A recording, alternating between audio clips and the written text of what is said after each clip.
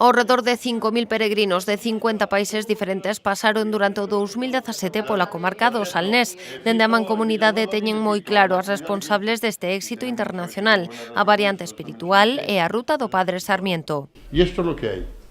Pasa por la comarca y se van, hablando de la comarca, gente de 50 países. Yo no creo que haya producto turístico igual. En el 2017. 2017. Esperamos que con os años sean máis. Dende o ente non ocultan a súa satisfacción. En preto dun lustro conseguiron poñer en marcha estes dous produtos turísticos cunha importante aceptación e están convencidos de que os rexistros seguirán medrando. De cara a lo que pueda ser la masificación del camino portugués, que es un hecho que está ahí, el abrir estas variantes supone que haya una desviación y la gente se puede ir por otro lado, ¿no? Y no ocurra lo que está ocurriendo en el camino francés, que ya no hay más.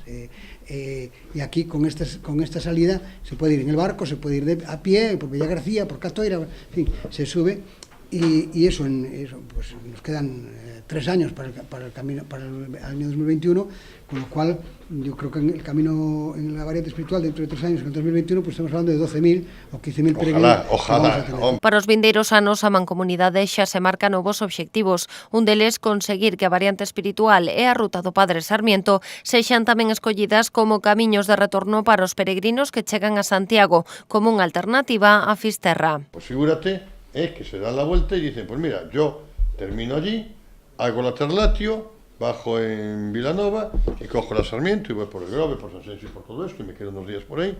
Después cojo el tren en Pontevedra o el avión en Vigo. Eso ya 180. Cada uno planifica 180, cada uno su ruta. O yo prefiero ir porque quiero conocer, aparte de la peregrina de Pontevedra, quiero conocer el monasterio de Armenteira y voy por Ribadumia, subo a Armenteira y tiro por Pollo a Pontevedra. Son dos productos, obviamente, dos rutas interesantísimas. Para este 2018 a Mancomunidade seguirá cos seus esforzos promocionais e xa conta con asistir a diferentes eventos para continuar dando a coñecer os recursos turísticos do Salnés.